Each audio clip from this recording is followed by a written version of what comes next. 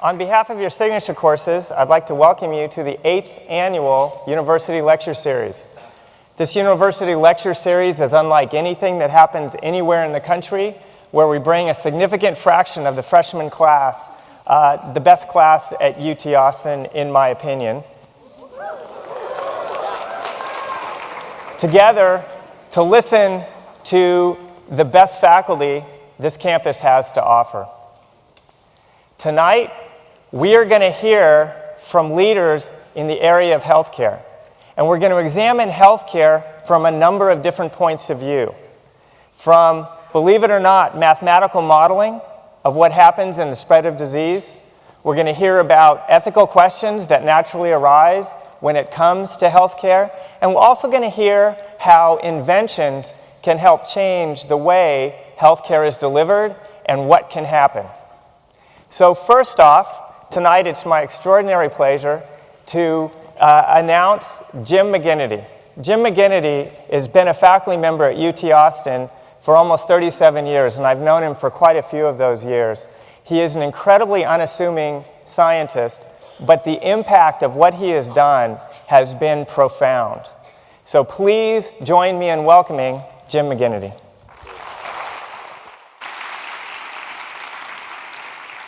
Thank you, Dean Iverson, and good evening, ladies and gentlemen.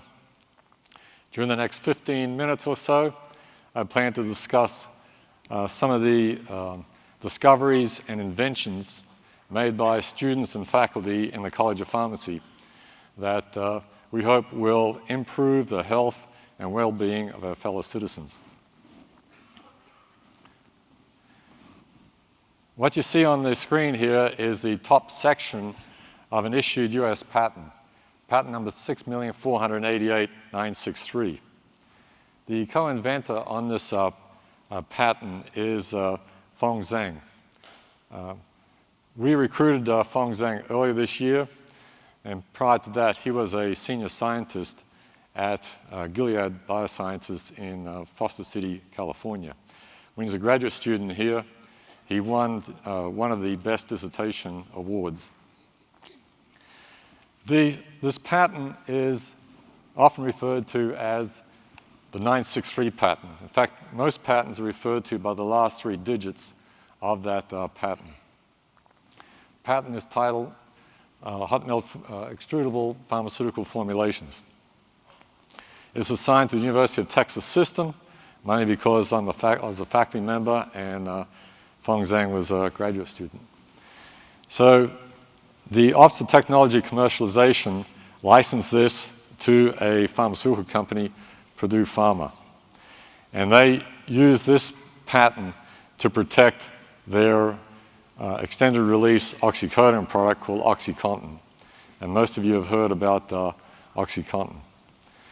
The OxyContin product now is an abuse-deterrent formulation. Prior to the introduction of this product, which occurred 5 or 6 years ago, the OxyContin product had been abused by tens of thousands of people every year, according to the Food and Drug Administration. So this was a non-medical use of this particular product. When used correctly, the OxyContin product was a very successful and meaningful product, particularly for surgery.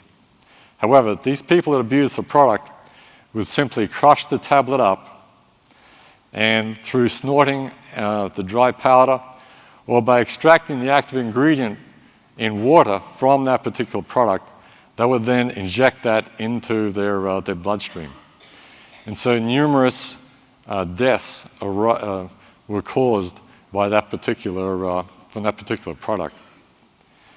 With our technology that Purdue is now licensed from the university, you cannot break this tablet with a hammer. It slightly deforms, but you cannot break the tablet. So when the patient consumes this particular tablet, we have a polymer in there that slowly hydrates and releases the drug in the gastrointestinal tract. The Food and Drug Administration came out with a quote, in fact, quite recently, And the development of abuse-deterrent opioid analgesics is a public health priority to the Food and Drug Administration. In fact, the Food and Drug Administration now wants most of these long-acting products to be abuse-deterrent. If you consider products like the antihypertensives, so many elderly patients take their medicine with their 5 o'clock drink. The alcohol in many of these drinks, particularly if you're talking about Scotch on the rocks, is 40% alcohol. That'll dissolve the polymer that is in many of these products to sustain the release. And so these patients are now taking 2 to 3 doses of an antihypertensive. They stand up, they've got hypotension, they fall over and crack their head. So the FDA has put out many different comments in the lay press commenting on these abuse-deterrent formulations. Now, do these formulations, this abuse-deterrent formulation, prevent addiction? The answer is no. That is an inherent property of these opioids. So you hear a lot in the press about, why don't we get rid of all these opioids? They are addictive, which is true. How are they addictive? Well, the latest theory on this is that we have receptors in our body that these molecules interact with. But the more drug you take, the more receptors are generated in the body. So what does that mean? To get the same therapeutic effect, the patient has to take more drug. And so these drugs were actually designed to relieve pain in the terminally ill cancer patients or for major surgeries. Now, I've talked to some people who have had hip replacements, and they say, you know, McGinity, I didn't take any of these opioids. Well, the problem if you don't take these powerful drugs to relieve the pain is that you're bedridden, because surgeons want people with back surgery, knee surgery, hip replacements to get up and start walking around, to rebuild their muscle mass, and also to prevent blood clots. So what else can the patients take if they're not taking these powerful opioids? What do you think of, well, they could take Aleve. They could take Advil. No, you cannot take those drugs because those drugs inhibit the reformation of bone. So you're down to Tylenol. So we jump from the opioids down to Tylenol. And high doses of Tylenol, particularly if patients are taking alcohol with that medication, is very bad for the liver. So it's kind of a dilemma for us, and we definitely need new pain medications. But several FDA folks have told various faculty members that these new improved abuse-deterrent formulations have saved a lot of lives. The next patent is a recently issued patent. Several students are on here. Chris Prof is a mechanical engineer, Dave Miller and D'Annunzio. These are graduates of our own college. Both are chemical engineers. D'Annunzio got his undergraduate degree out east. And Dr. Williams, another faculty member, and I are also co-inventors on this patent. This patent came out of the recycled plastics industry. In fact, Chris Prof worked for this company, Integrico, up in Temple, Texas. They recycle industrial plastics into railway ties. Now, if you look at the railway ties that are on, at the side of the railroad tracks, every 8 years they have to be replaced. They're dark brown. That's due to the creosote that is added on these railroad ties. It's a carcinogen, and so we want to get rid of these types of railroad ties. We have concrete railroad ties, but these don't last that long. So using this thermokinetic processing, we have a new railway tie. We have now, using this same process, to process drugs that are very poorly soluble and to force them into water-soluble polymers, such that we've turned sand into sugar, so to speak. That's our goal. 40% to 50% of all the drug candidates that are discovered today suffer from solubility properties. So why do you say that's a problem?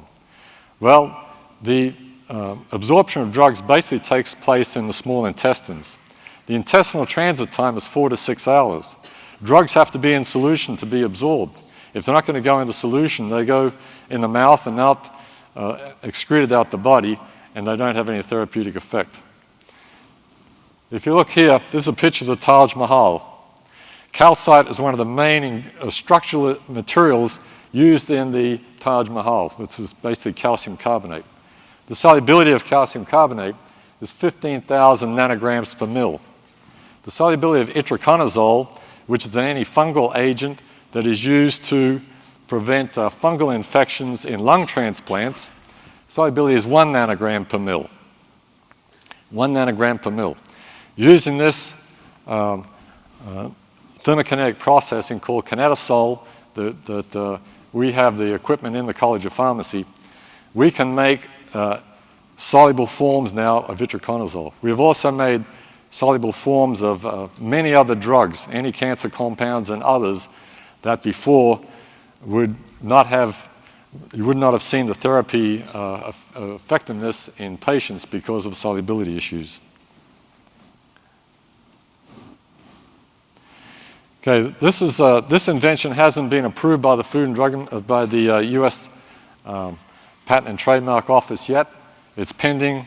The university has an outstanding patent attorney in Houston that is handling this litigation for us, and so we're very hopeful that it's going to be approved within the next few months. We have had conference calls with AstraZeneca, one of the top 5 drug companies in the world, scientists in London and Sweden, and once this patent is approved, we think that the university will be able to license this patent to AZ. This was actually one of the 5 inventions that the university highlighted on our homepage a couple of weeks ago, put up by the Office of Technology Commercialization. Here we basically have pellets of coated pellets of drugs in a hot melt extruded matrix. This has many advantages in that coated pellets cannot be tableted because they crack. But using hot melt extrusion, we've been able to formulate 2 drugs that are incompatible, chemically incompatible. We can formulate drugs that have different release rates, different pharmacokinetics. And most of all, we can put these pellets into tablet formulations where you do not have to use a gelatin capsule, gelatin being an animal byproduct. Some of the other projects that we have ongoing, Dr. Williams and I are co-directing with students in the College of Pharmacy.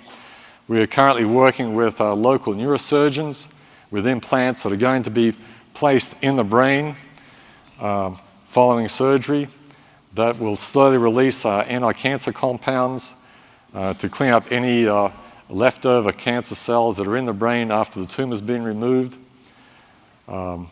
We sterilize these devices using E-beam radiation, and so that's one exciting project. Another patented project that we have is that we are utilizing electrostatics to apply polymers onto pellets and tablets rather than using organic solvent-based polymer solutions or aqueous-based solutions. Obviously, with aqueous-based dispersion solutions, pseudo-latex dispersions is much safer than the organic solvents. However, many drugs are hydrolyzed in presence of the water. So this is a totally dry process for that coating. We also use this technology to make transdermal films. The young lady that's working on this project has made beautiful transdermal films for delivery of drugs for the skin, also delivery of drugs for the buccal mucosa. These are biodegradable polymers and bioadhesive polymers that stick to the mucosa in the mouth and deliver drugs that way. So these are 2 other very exciting projects. Oops. So what does it take to get a patent? Okay, what it takes is you have to be able to select a problem to solve. There has to be a problem to solve.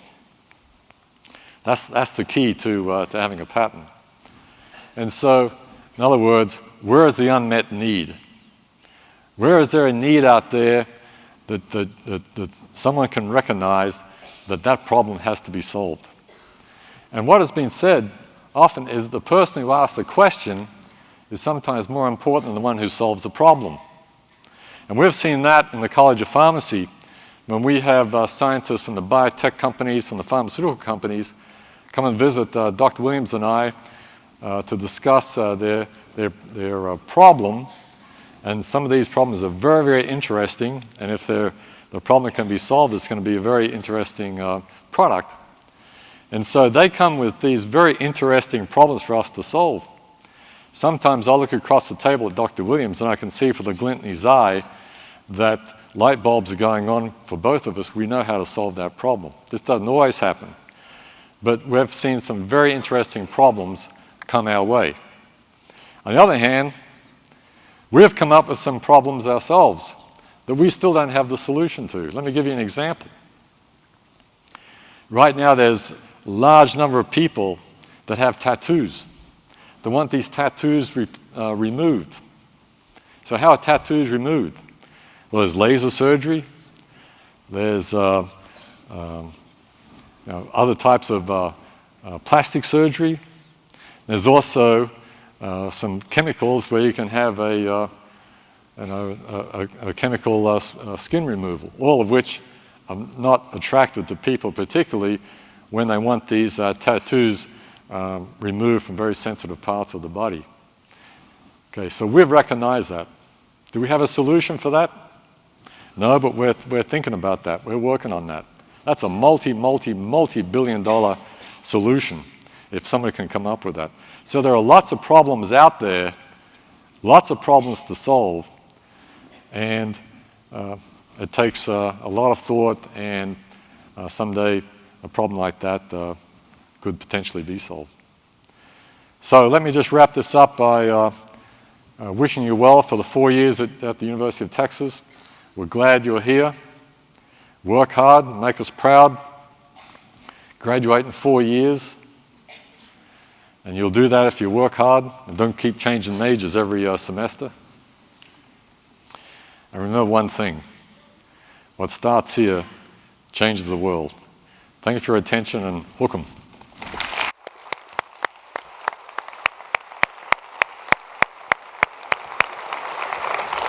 So I'm going to hesitate to actually ask Jim if he has a tattoo that he's looking to remove or whether he just was looking at an opportunity there. What I hope you take away from that was how the ideas that you can think about and the products that you can create in a laboratory in a university like UT Austin can affect thousands or probably millions of people ultimately and really change the world in a really dramatic, positive way. I'm an organic chemist, and I realize I actually forgot to introduce myself. My name is Brent Iverson, and I'm the Dean of the School of Undergraduate Studies. But I also teach OChem here, and I can tell you in my world, Jim McGinity is a rock star.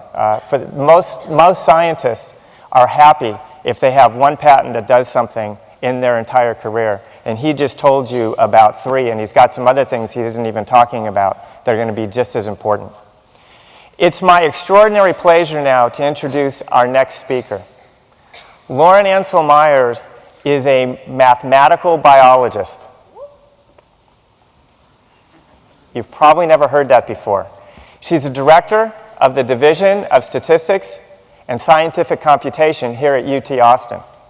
Today, it's extraordinarily timely to have her speak with you, because in case you hadn't heard, there was a case of Ebola confirmed in the Dallas area. The individual is in the Presbyterian Hospital in an isolation ward. There's no reason to be worried about it at this point. But people like Dr. Ancel Meyers spend a lot of time trying to figure out how the disease might spread and how we can think about modeling the best approaches to containing it. So please help me welcome Dr. Ancel Meyers.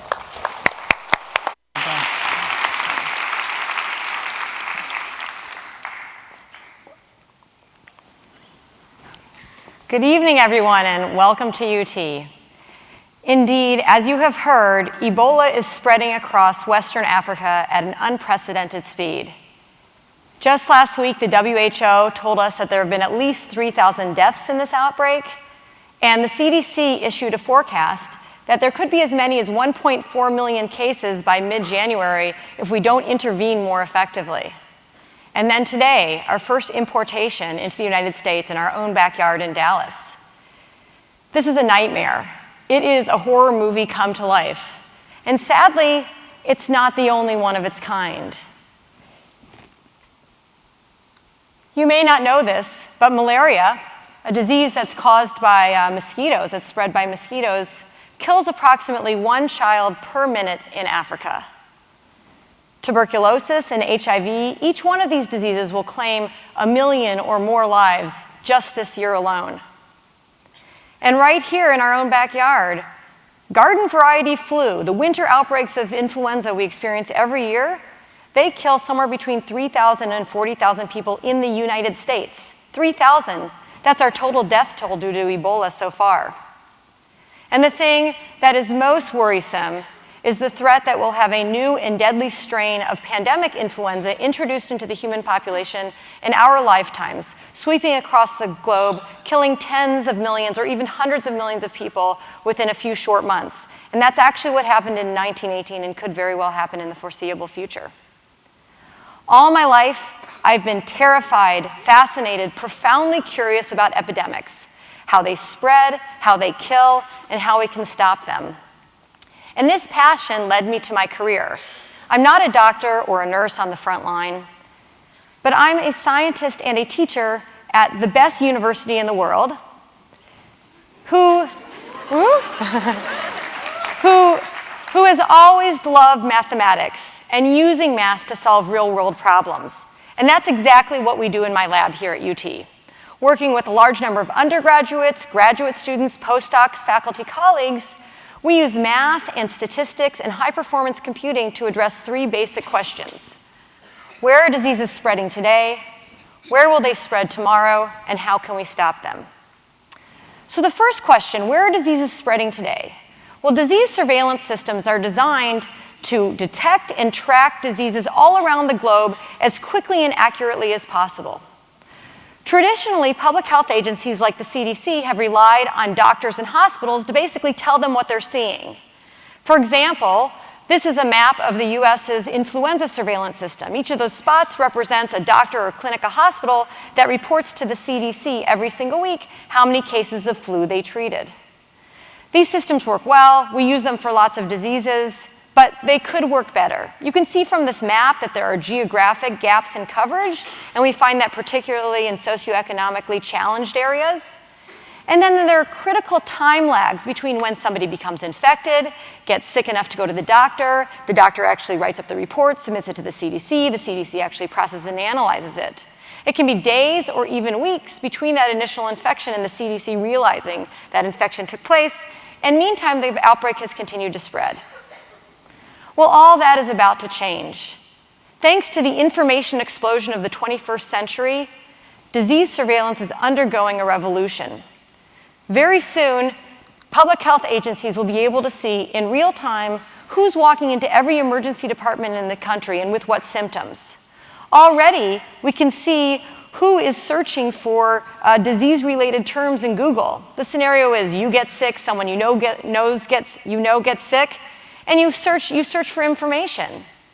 So Google, in 2009, actually came up with this brilliant idea. Why don't we track how many people are searching for disease-related terms as a proxy for actually tracking the infections? And sure enough, in this graph up here, what you see in blue is how many people are searching for flu-related terms on Google, and in gold are the actual number of flu cases according to CDC surveillance. The correspondence is remarkable. Except that this breaks down as soon as an outbreak hits the news. When an outbreak hits the news, everybody is Googling for information, not just the people that are sick. And you could see this took place in April of 2009, when the 2009 H1N1 pandemic hit the news, then everyone was searching for information, and not that many people were sick yet. Despite this limitation, the prospects of using digital data are very exciting, and already we're mining Google and Twitter and Facebook and Wikipedia, and we're looking at all the news publications around the globe, and we're even getting people to voluntarily enter their personal health information on websites that track diseases. All of these are contributing to our ability to do surveillance.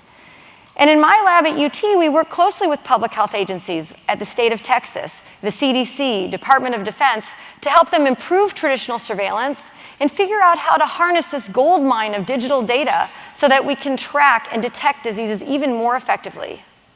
We've developed a really powerful method to do this that harnesses the supercomputers at the Texas Advanced Computer Center, TAC, our supercomputer center here in town, to conduct head-to-head competitions between different data streams to see which ones or which combinations of data are going to do the best job at detecting and monitoring diseases. And using this method, we've improved surveillance for flu around the country, and we've also improved surveillance for two very important vector-borne diseases, dengue and chikungunya. These are two diseases that impose a major public health burden in Central and South America. And you may have heard of them recently because they're starting to move upward. They're starting to move north, and we're seeing our first cases in the southern states of the United States, with more to come, certainly. For Ebola, we're at the cutting edge of using genomic data from the virus itself to try to reconstruct the early transmission patterns.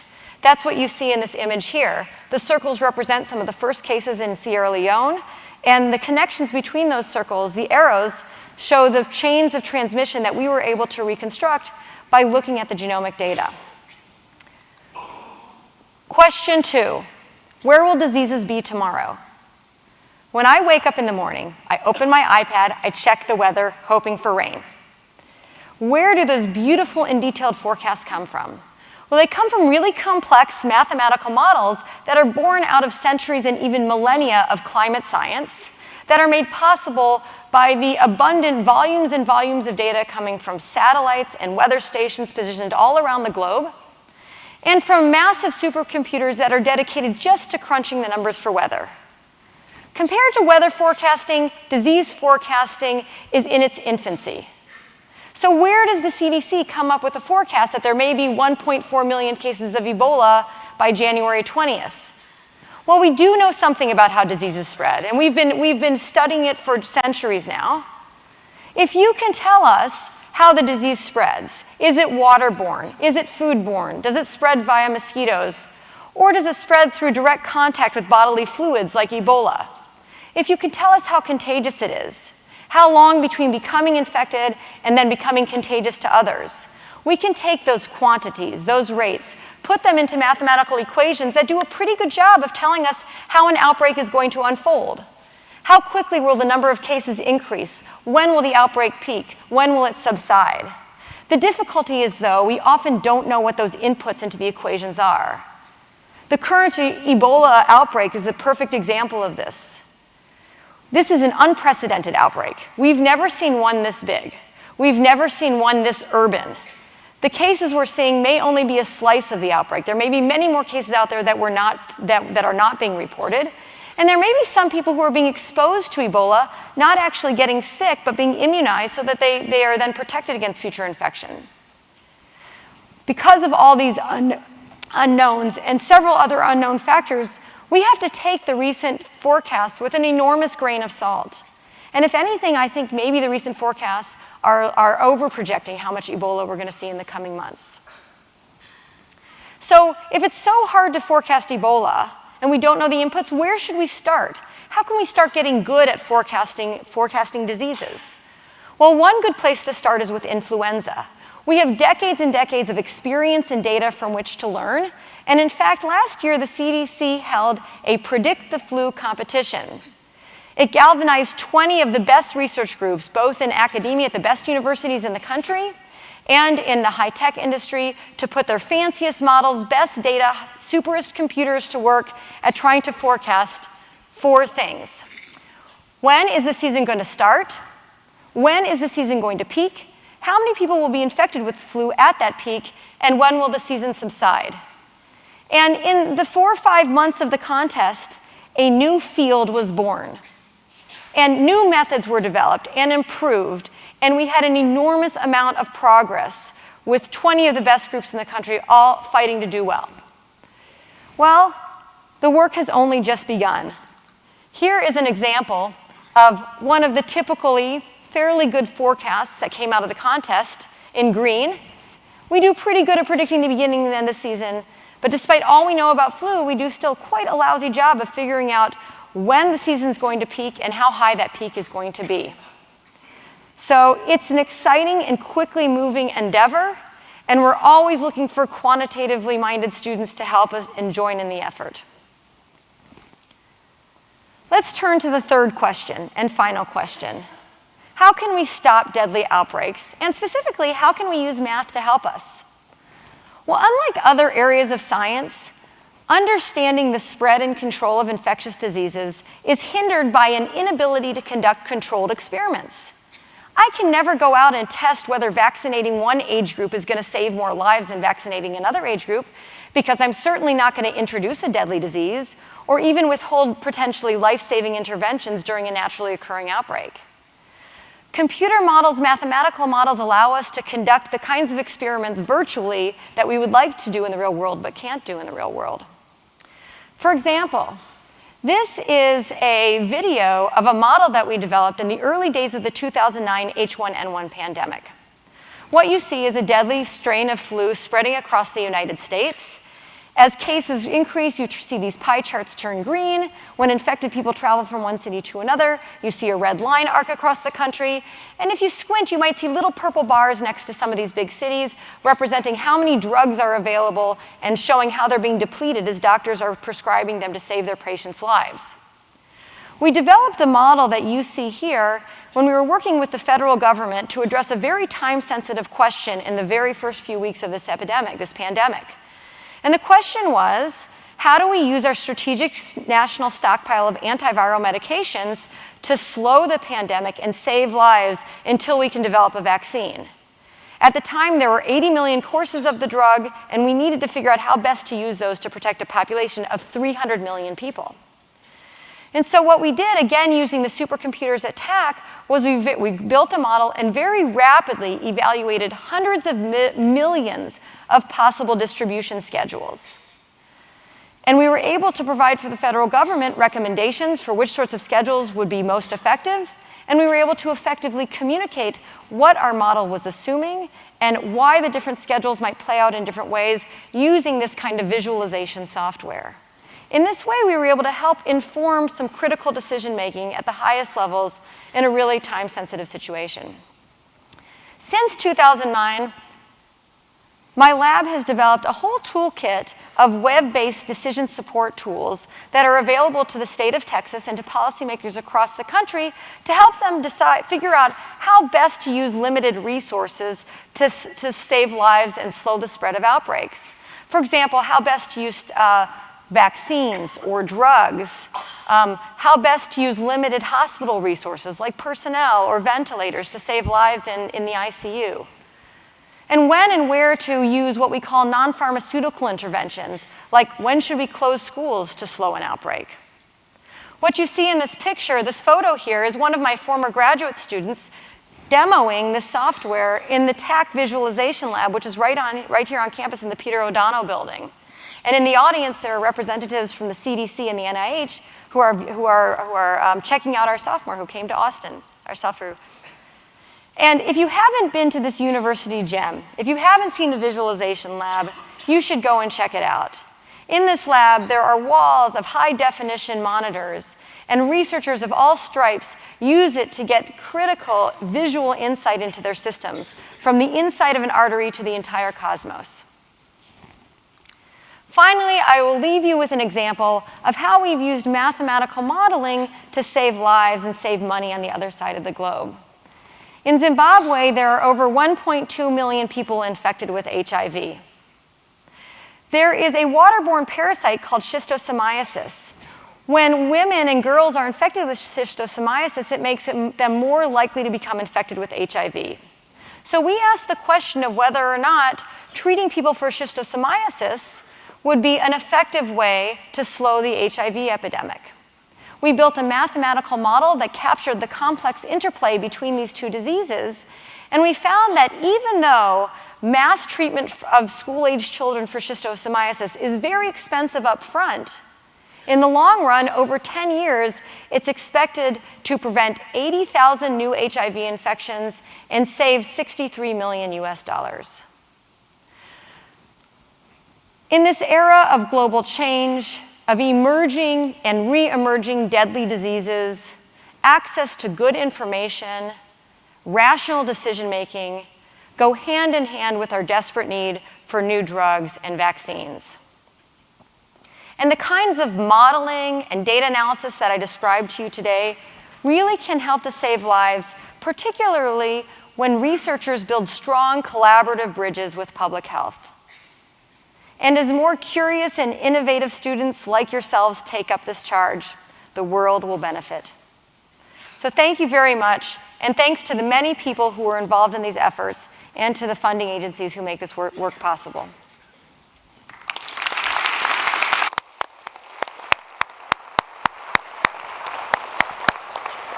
Public service announcement, flu vaccinations are available at your local pharmacy starting right now. It is now my incredible honor to introduce one of the true scholars at UT Austin. Bill Winslade is a philosopher, an attorney, and a psychoanalyst. He has a joint appointment at UTMB in Galveston, as well as UT Austin. He is one of the world's great scholars when it comes to questions of medical ethics. Bill Winslade.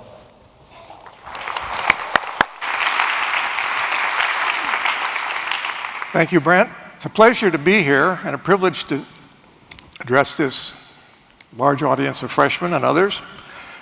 I'm going to be talking about electricity. For years, physicians and scientists have wondered about the therapeutic uses of electricity, and they've tried lots of different kinds of things. I'm going to talk about two uses of electricity. The first is using electricity to treat mental disorders, and secondly, the use of electricity to repair damaged nerves. At the turn of the 20th century, there were few treatments available for deep depression or suicidal depression or delusional schizophrenia.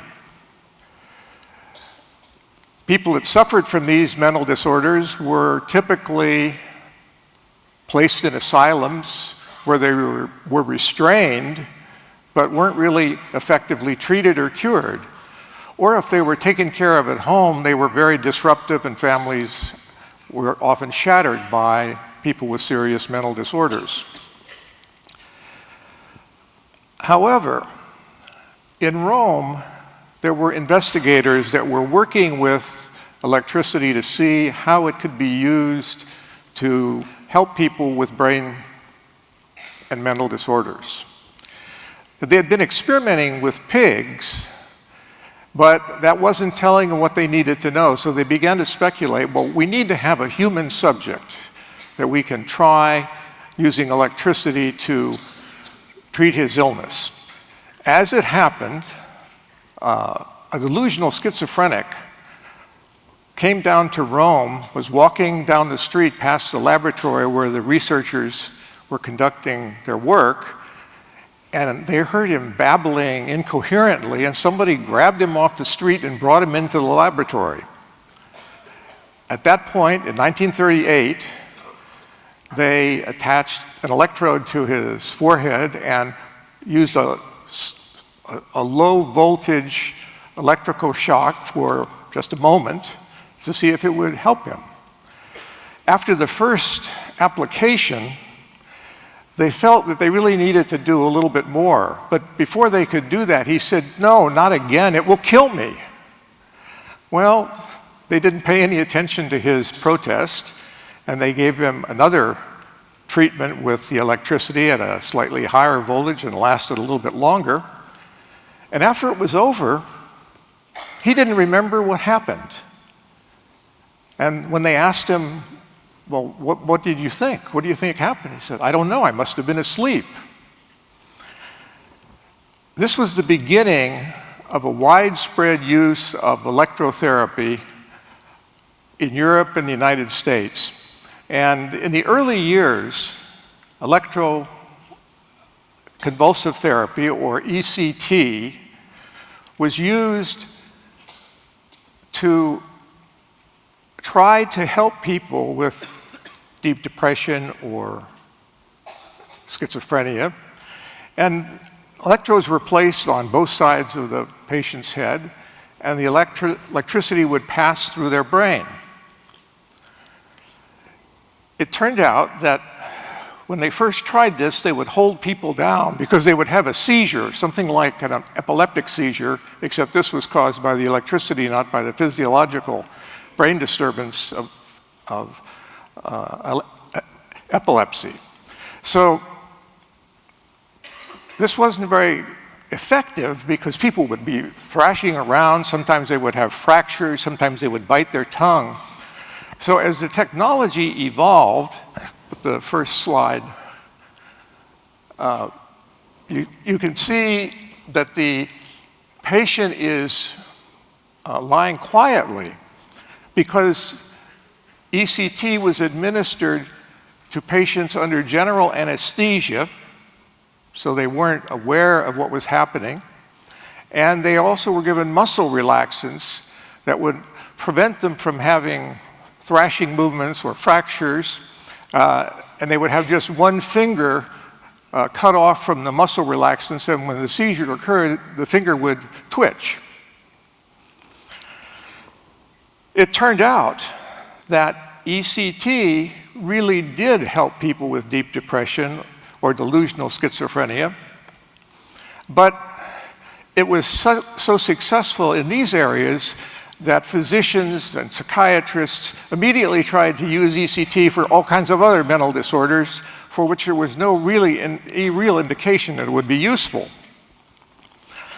In fact, from 1938 until the 1950s, there was an indiscriminate use of ECT for all sorts of purposes, including non-therapeutic purposes.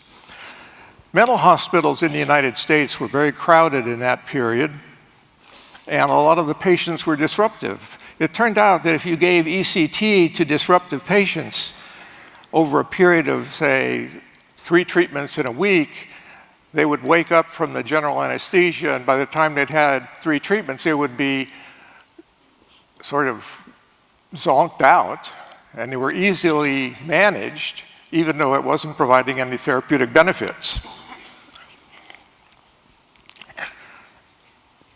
I was skeptical about the use of ECT when I was in the psychiatry department at UCLA, and I talked to some of the people that used ECT, and they said, well, we want you to see it used, see it works.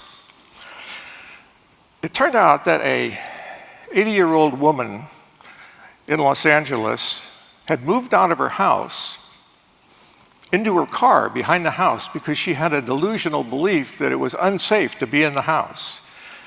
She started eating in her car, sleeping in her car. Her neighbors at first brought her some food, but after a while she was dirty, it smelled, she was urine and feces everywhere, and the neighbors called the police. The police took her to UCLA, to the psychiatric hospital. During this time, she was totally mute. She wouldn't speak, she wouldn't answer any questions. She was living in this delusional world. Who knows what she was thinking? We wanted to administer ECT because the doctors had evaluated her and decided that it wouldn't be appropriate to give her antipsychotic drugs. But the law required at the time that you couldn't give ECT to an incompetent patient unless the court approved it. This woman was bedridden.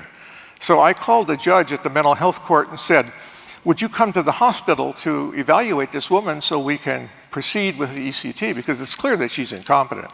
And he said, absolutely not. So we put her in an ambulance, drove to the court, and the judge did come out to the ambulance, conducted a very brief interview. Since she wasn't speaking, it was obvious that she was incompetent.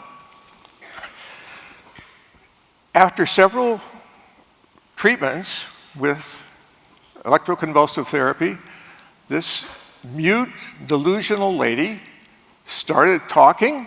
She seemed really sort of normal. She was sort of a cranky old lady, but she was much better. And the psychiatrists that have used ECT over the years are really amazed at how effective it can be. The problem is, nobody really knows why running electricity through somebody's brain can interrupt or block a serious mental disorder. So, one of the problems we've had is trying to figure out when ECT is useful and when it's not. In 1965, 1978, and 1990, the psychiatric community wrote reports, did research, and concluded what they knew really from the beginning, that it only seemed to be effective in serious depression and certain forms of schizophrenia. Now, over the years, the use of ECT has also raised a number of ethical issues. First of all, the man that they first experimented on was clearly somebody who was suffering from a mental disorder. He didn't voluntarily agree to be a research subject, and he wasn't allowed to refuse. Human research in the first part of the 20th century was virtually unregulated. It wasn't really until the 1970s that the United States began to pass regulations and laws to properly evaluate research projects and to protect subjects from being exploited. Also during that period, as I mentioned, people overused ECT for control rather than treatment. In 1947, the Group for Advancement of Psychiatry wrote a scathing critique of the use of ECT and said that it had to be regulated, but it wasn't really until the 1960s that regulations began to be established to control and properly use electroconvulsive therapy. Also, the question can be raised, if you don't know how it works, is it really something that we should be doing? Or do we need to find out how it works and why it works, rather than just use it sort of to see if it works? Well, ECT is still used to treat people with certain kinds of depression and certain forms of schizophrenia, and we still don't know why it works. Some of the critics of ECT have said, well, there's another problem. When you go through a series of ECT treatments, you have short-term memory loss. And that memory loss actually seems to help modify or even eliminate the mental disorder because it sort of pushes it out, using a sort of metaphorical explanation. The critics have said, well, this is causing brain damage, but really there is no long-term loss. So ECT was an innovative intervention, but it has some ethical problems. I'm now going to turn to nerve repair and go to this slide. This little girl on a slide to my right has what's called triangle tilt. When she was born, she was either pulled out with traction or with forceps, and it ruptured the muscles, bones, joint, and the nerves in her shoulder. She was treated for 5 years in an East Coast university where she didn't get any better. Her insurance company sent her to Houston to a neurosurgeon by the name of Rahul Nath, who I've worked with over the last few years as a consultant, and he had developed a form of treatment that solves this problem.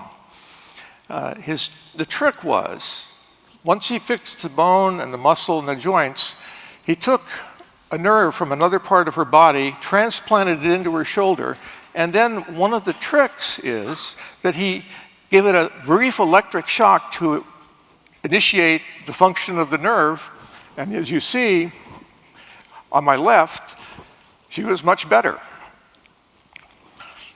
Dr. Nath has also been involved in a very interesting case, which I'll conclude with. Let's go to, this is Tony Hills.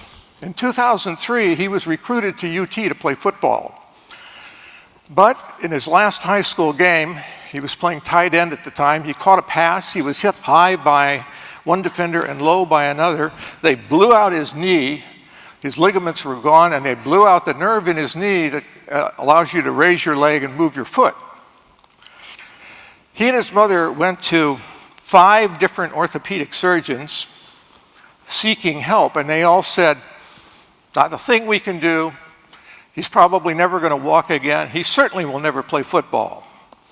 Fortunately, Tony Hills and his mother were persistent, and they somehow found an orthopedic surgeon in Houston who was able to fix the knee with sort of routine surgery. But then Dr. Nath was called in to repair the nerve. Nath did the same thing with Tony Hills that he did with the little girl.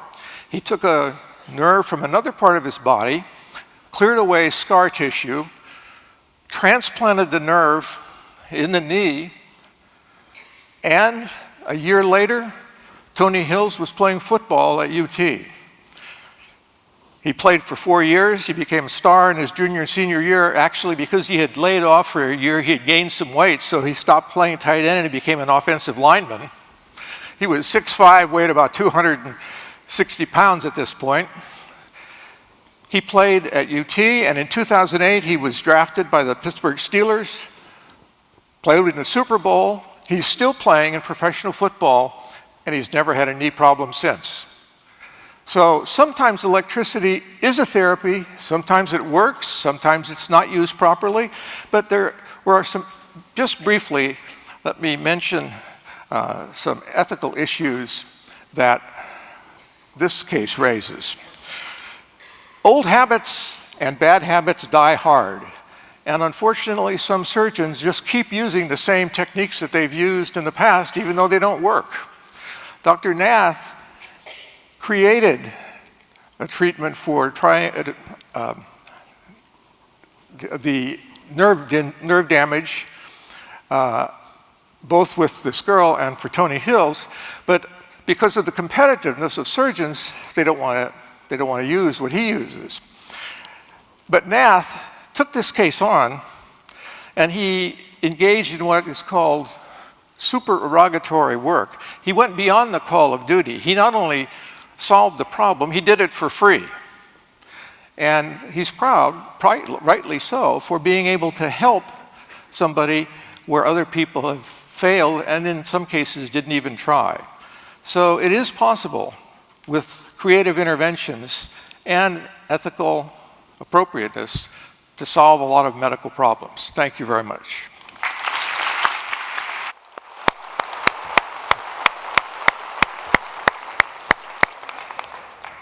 Well, I hope tonight that you've been truly inspired, because we have examples of 3 individuals who have had a tremendous impact. And as you know, one of the main things the signature courses do is they allow you to think of the world in a new way, and they want you to see things from many points of view. Tonight we've examined healthcare from very different points of view, but as you can see, it all relates to a strong way that faculty members at UT and beyond can impact what happens in doctors' offices and in patient homes. Another aspect of signature courses is that they're intended to introduce you to the gems of the university, and I think we can all appreciate that we're in one right now, which is Bass Concert Hall. But I'd like to also say that we have 3 gems of the university sitting up here as well. So let's give them a round of applause one more time.